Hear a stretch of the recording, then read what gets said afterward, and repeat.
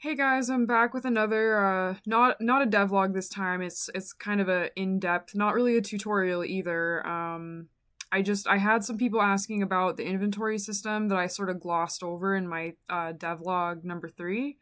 I mentioned that I did some custom stuff and people were like, "What did you do?" And I shared some of the scripts and people were like, "Oh my god, how did you set all this up?" And um I decided to make a video going more in depth on how I set up my inventory system. It is still using Game Creator 2's inventory system. It just has some modifications and lots of extra setup here. Forgive me if I sound super tired because I actually got halfway through recording this video and then realized something went horrifically wrong. So this is actually my second time going through this and it sucks, but I'm just, trying to get through it again. Bear with me. So I'm just going to go through the inventory setup that I did, some of the scripts that I changed, and some of the additions that I made to the inventory system, which are just in the form of custom scripts, custom properties, and custom instructions, which I also did share, by the way, on my itch.io page for Lost Hours. It's down here. You can download it's a zip file full of the custom scripts that I used for this if you guys are interested. It also has a little readme file in there that tells you what each thing does, and then some of them you have to add a couple things into another script, and I did put instructions in there on how to do that. And then, of course, you guys can always contact me if you have any questions. I'm probably not going to manage to hit everything that I did here, so I assume some of you guys will have questions. Feel free to ask. If I have to, if you guys want to stream on Discord or something, I can show you guys more in depth on anything that you need. But I'm gonna try and hit at least most of these points here. That I do have a little list in front of me to follow here, and hopefully it gets kind of everything. So as I mentioned, this is using the Game Creator 2 inventory module. However, one of the major things that I had to do was change the cell.cs script, which is here. There was a mechanic for my game, a specific mechanic, basically what the old Resident Evil games did, and I'll show you guys really quick. I have a slot system here. The way Game Creator inventory usually works is that each item in a stack counts toward the max weight that you can carry, which doesn't work for a slot system, because when you think about it, then if I have a max weight, quote unquote, which is a stat, by the way. I'm using all the modules for Game Creator, so I'm using the stats module for their weight that they can carry. It's generally 12 because I wanted them to be able to have 12 slots. And I thought that would work great. Well, it doesn't, because every item, like this would count as 8. It doesn't count by slot. It's by weight, and when you make each item weigh 1, it's 1 times 8 for this stack. So I would only be able to carry this and a couple more things, even though I would be showing 12 slots here. And it took me a while to figure out how the heck to change that. So eventually I did end up finding the cell.cs script, and there was something in here. I don't remember exactly what it was, but it was something like this. It had this runtime item dot weight, and it was like times item amount or something like that. So basically what it was doing was timesing whatever, it was multiplying whatever the weight you have set for the item is by how many items are in that stack, which I don't want. So easy peasy fix, all you do is delete that part, and it's only going to count the first item in the stack, and then the rest of them are basically going to be invisible to the game. The stack is still going to count, but it's not going to count the weight.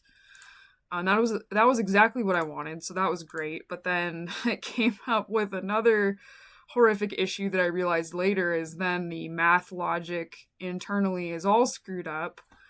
So you get to go in, and unless you want to script this yourself, which I am not a great scripter, so I decided against doing that, you have to rebuild the math logic yourself to be able to handle the slot system. For example, if this was all I could carry, like pretend those slots were not there, If this was like literally my inventory limit, I could still technically pick up if this max stack is 10 and I have 8, I could still technically pick up 2 of these, even though my inventory is otherwise full, but this stack isn't full yet.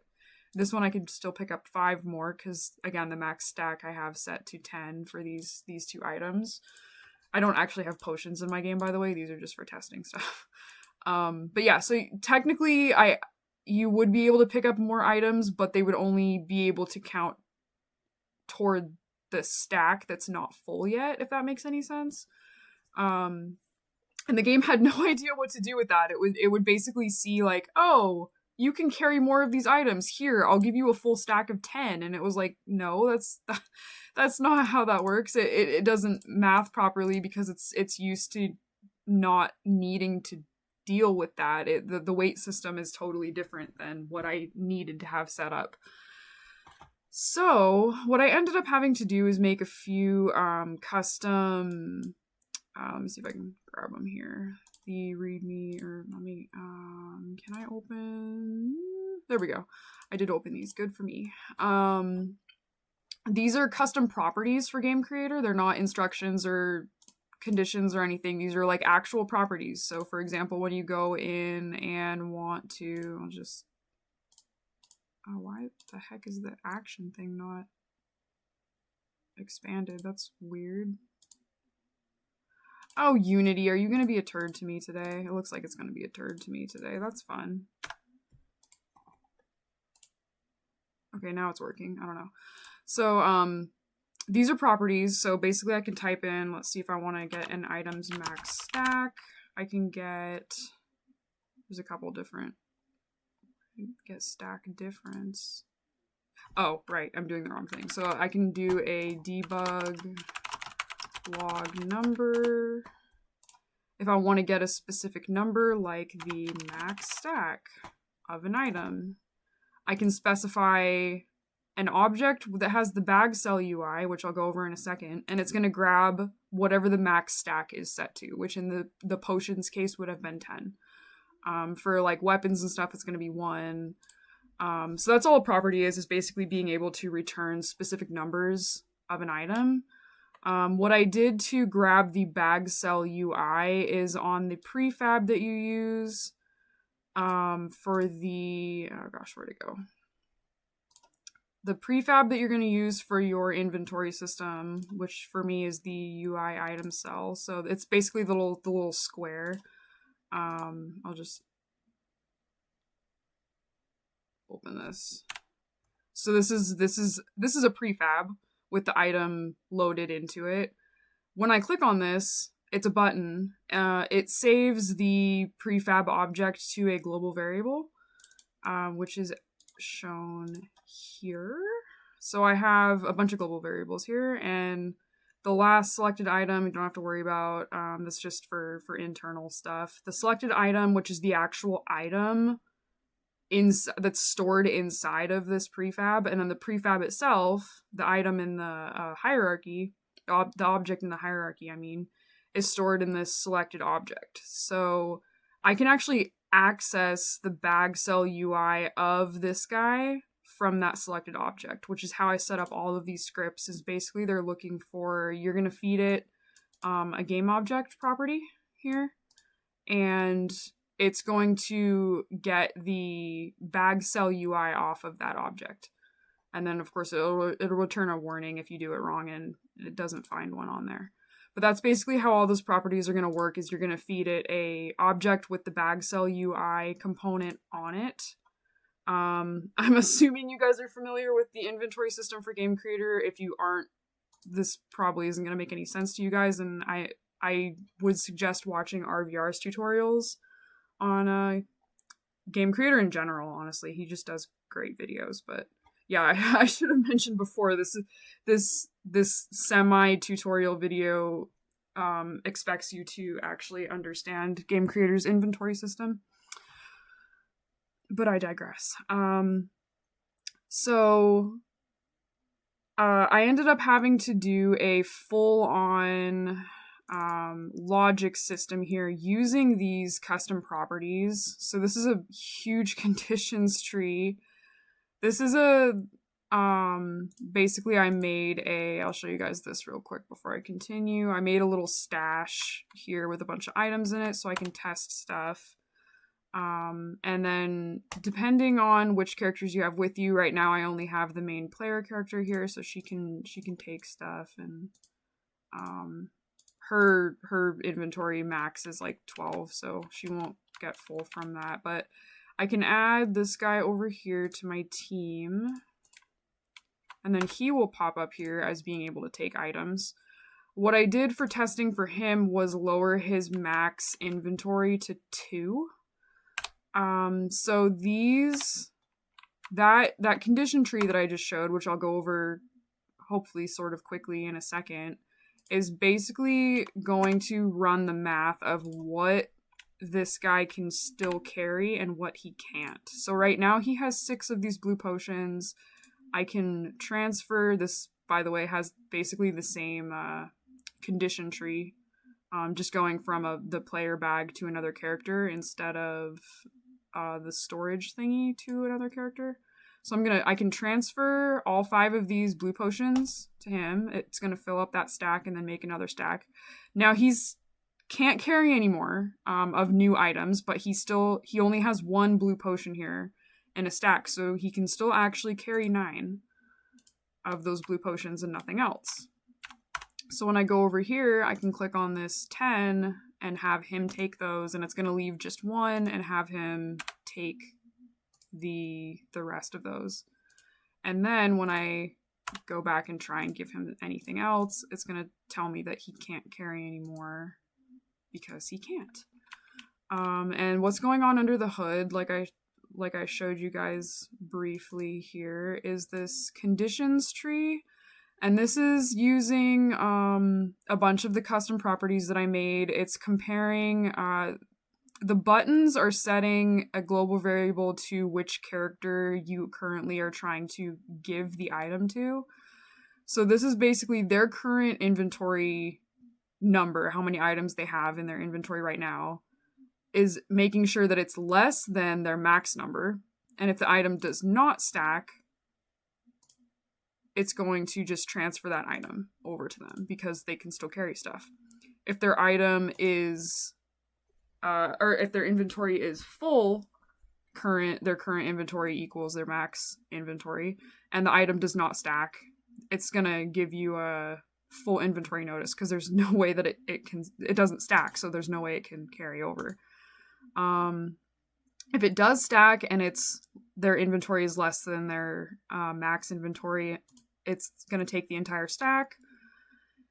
If their inventory is full, but the item does stack, that's where the magic comes in, is it's going to do a bunch of this cool math stuff. And what it's basically going to do is, in these item pickup areas, I have it running a item list here.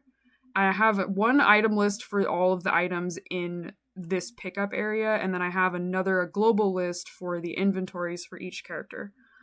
And it's going to take their... Oh, Unity's gonna... For some reason, the conditions trees right here is like really laggy for me usually. There it goes. So this is the global inventory for the player here. What it's going to do is take that global inventory for the player, filter it. It's going to filter out anything that's not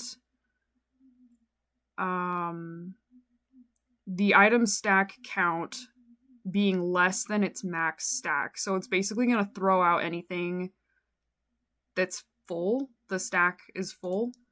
And then it's also going to make sure that the item that you have selected in here is the same item that you're trying to...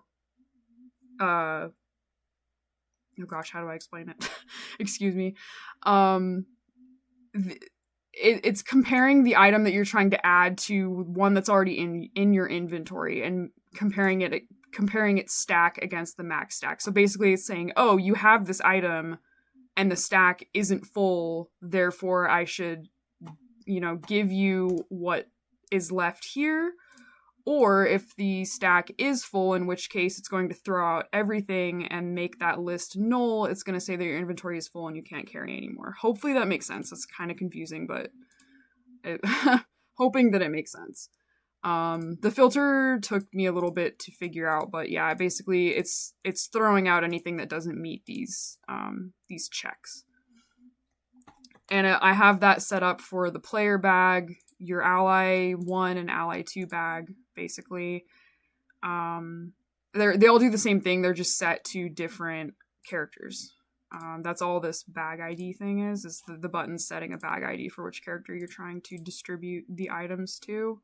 And then the transfer button that I showed earlier with the with adding, when I add a character here,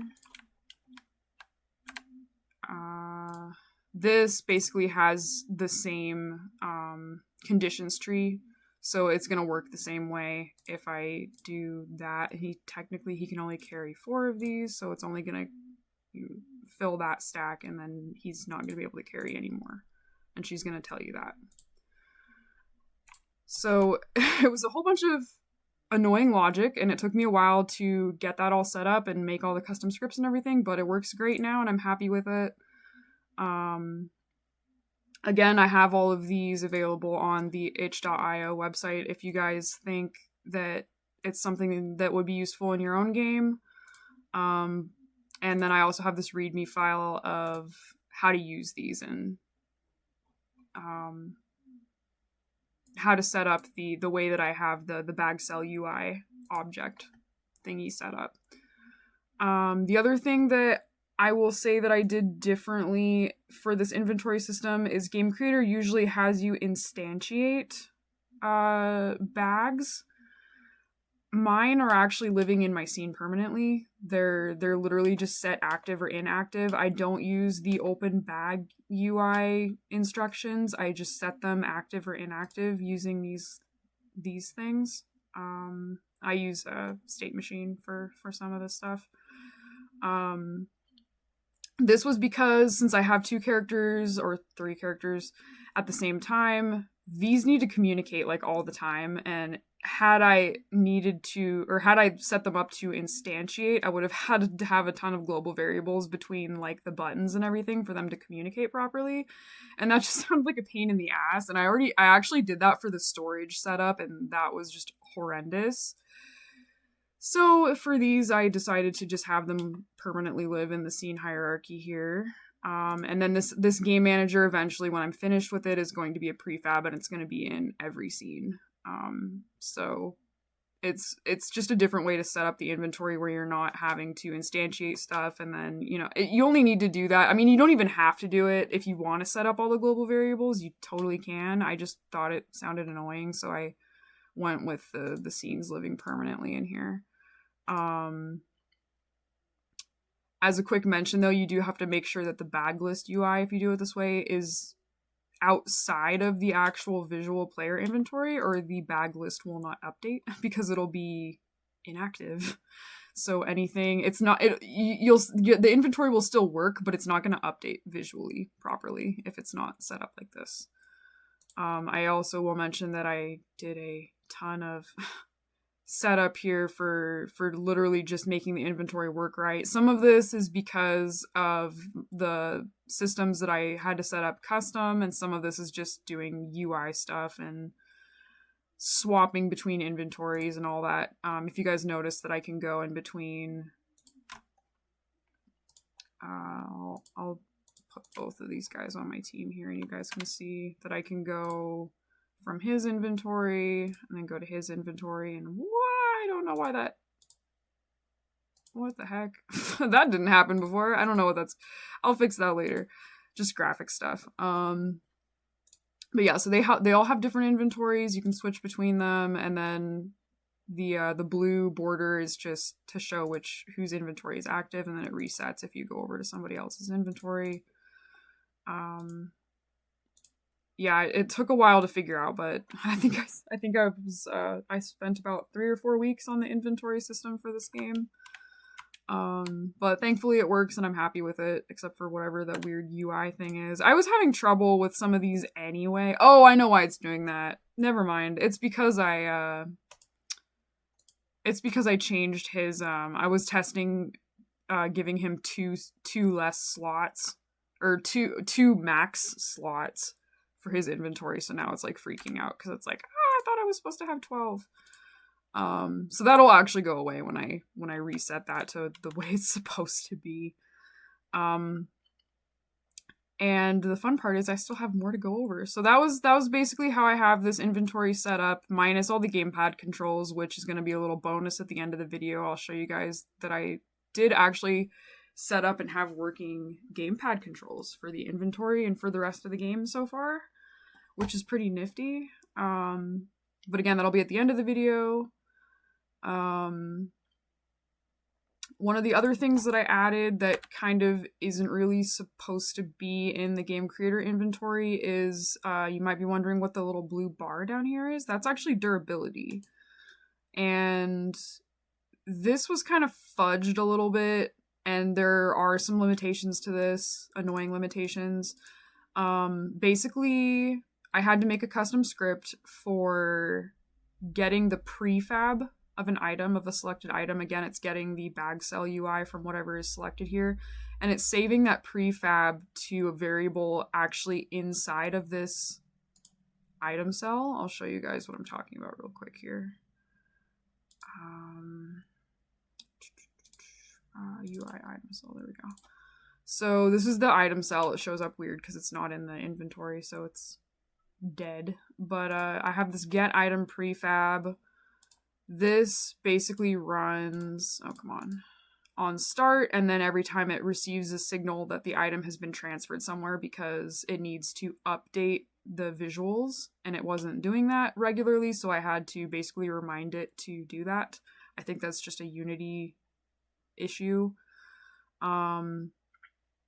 It's going to change the ID to a new unique ID for each item instance, so it doesn't confuse one with another, except there's still the limitation of because you can only assign one prefab to an item in Game Creator, like so here, to be able to truly have like quote unquote different versions of an item, you still have to like duplicate these, change their ID, and basically have them as separate entities, if that makes sense. You can't just like spawn a bunch of like steel pipes and have them all be different because they're all using the same prefab. So you would need to make like pre-built, you would have to make like, if you wanted like 3 different steel pipes, I think it's like Silent Hill 3, there was like a copper, silver, and gold or something steel pipe. You could do something like that and then give them all different prefabs, and they would all actually be different. But yeah, that's just a limitation of GC's inventory system, unfortunately. But what I did here is that the prefabs for these items actually have traits on them, which is a stat system, and they have durability. The flashlight uses batteries. This has max durability, and then the current durability, which is an attribute. And so this set of actions is basically retrieving the items set in that bag cell UI. So the selected item, the actual item within that selected object, and it's saving it to this variable. And then it's getting the prefab from that item and saving it as an object in this variable. And then from there, it's checking to see if the item has durability or fuel, which is, in my game, it's either something like batteries or gasoline, stuff like that. So that was the way that I ended up doing durability stuff. And it does, I don't remember, I'll be honest, I don't remember if I know I set up a quote unquote durability test here, but I don't remember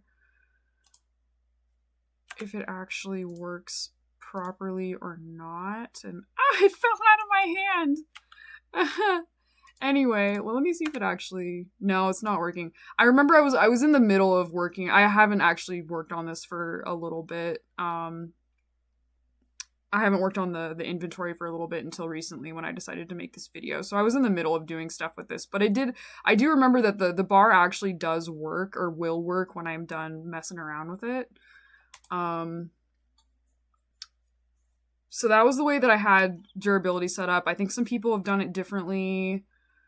But that was the way that I found how to do it, and it included doing some custom stuff, like getting the prefabs and stuff out of all those. And then, like I showed you guys, I have these pickup items. I also have besides the multi pickup, I don't know if I'm gonna add this into the final game or not. Like these groups of items, I'm not really sure, because I have these, move out of the way, bro.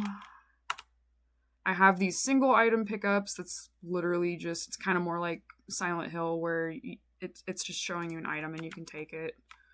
And then, yay, it's added to your inventory. I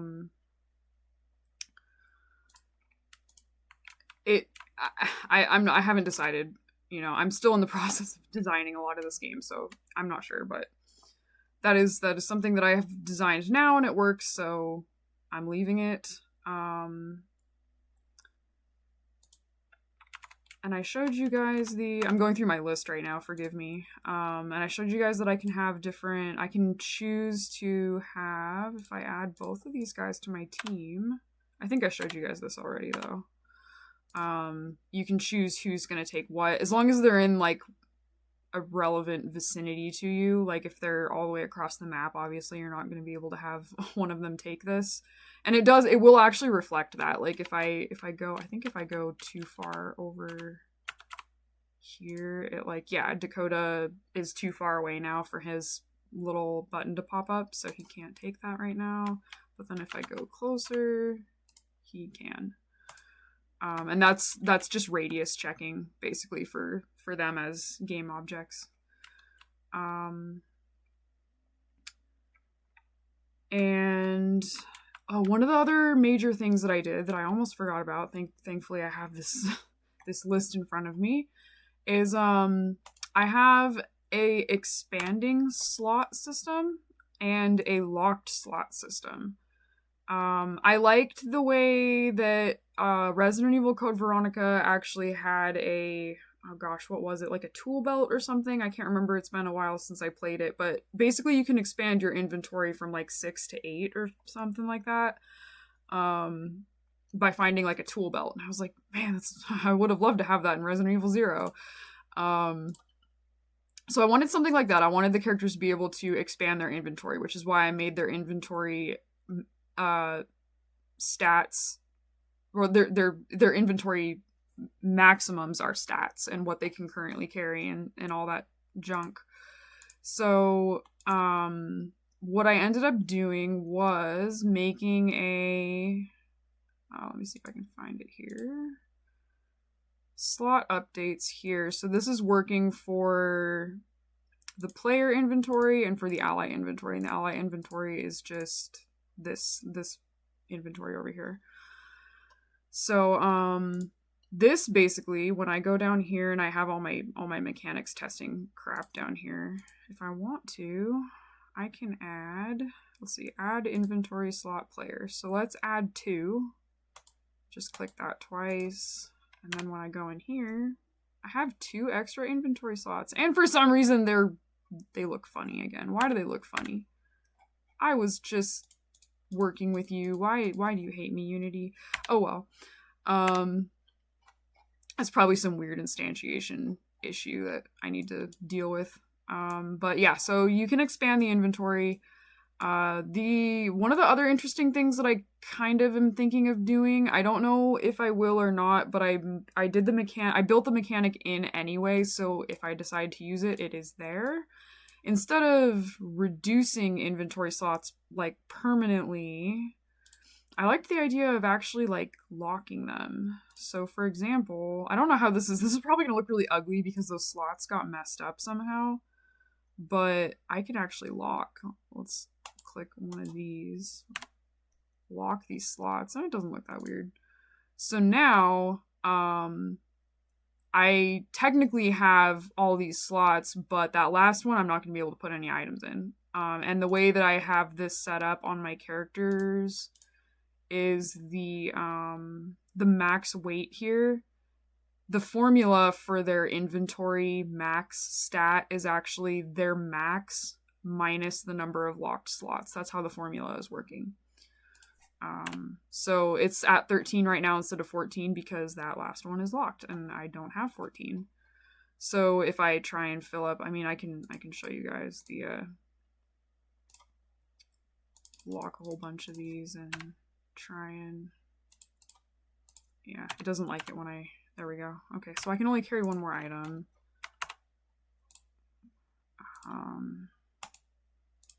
And then I can't carry anymore because, oh my god, my inventory is like dead. So yeah. And then those, if I do decide to make that a mechanic, that I always imagined it like if they got a broken leg or something like that, they wouldn't be able to carry as much. When they're healed though, it would just go away. So instead of like fully removing slots, I just locked them and then unlocked them as needed.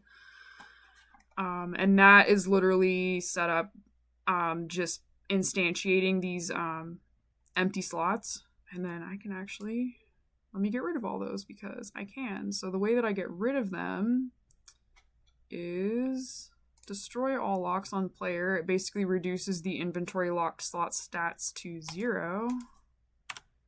And you can also remove them one by one if you just do subtract 1. So my inventory is now freed up. Simple. Oh, I forgot I can delete all these. I was just playing around with stuff.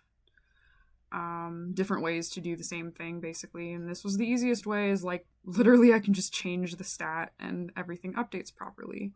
And that's just because I have a bunch of logic in here, condition trees based on the number of background slots available, or the number of background slots max, and then the number available, and then it locks the rest of them that are not available. And then when you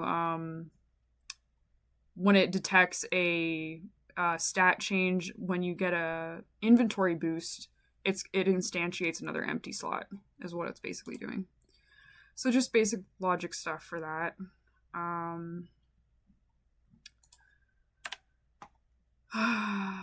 One of the other things that I'm kind of in the middle of doing, I haven't really worked out how I want the stuff to work yet, but I have the weapon properties up here for items, which they're at 0, 0 right now, or it looks like a funny little face. Because I haven't decided how exactly I want to do the combat system in this yet, so I'm just kind of leaving it. I do know that I want the weapons to have some sort of like ability, which is basically like for the steel pipe that has leverage and reach abilities, but I haven't determined damage and block yet because I don't know how I'm going to do the combat yet, so we will see. But only weapons have this little tag thing, everything else doesn't. And goodness gracious, what else have I done here? I'm almost done. One of the other things that I added in here is the ability to use supplies on different characters. So for example, I have these two guys on my team here. If I wanted to use a first aid kit and I'm close enough to them and I click use, it's going to say use on who. It's going to be my player or one of my allies. And they all have full health right now, so she's gonna tell me Dakota's not injured. I don't have to use that. And then for example, if I were to, I'm gonna be mean for a second, and I'm just gonna like slap Allison here. Okay. So I just damaged her, so her health is not full anymore, and then I can use the first aid kit on her, and then that works. And then if you have no characters following you, it just goes to using it on the player automatically, so you don't have to worry about that stuff. I also have this kind of cool, again, I'm not sure if it's something I'm going to use, but I built it in just in case, is that the characters have different examinations for this stuff, even if it's the same item. So for example, Allison will examine this. What is this, Gatorade? And then if you go over to Dakota and examine it, he's going to say, is this stuff dangerous? Shane, I don't remember what Shane says. I hope this isn't more medicine. Yeah. So again, I'm not really sure if I'm going to have stuff be that different all the time. Maybe for some specific items I'll do that. But it was just kind of a fun little mechanic, and I was bored one day, so I just ended up doing that. All those are item properties, by the way. I did an item property for examine, and then like the character's name, and it just runs who's examining it, and then changing the text to that property.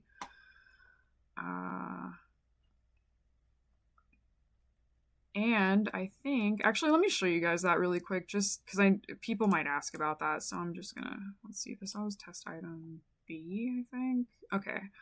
So the properties here, there's examine Allison, examine Shane, and examine Dakota. So those are all three of my characters here. They all say different stuff. Basically, the buttons in the inventory, like when you go in here and you select this, it's detecting that it's in Dakota's inventory.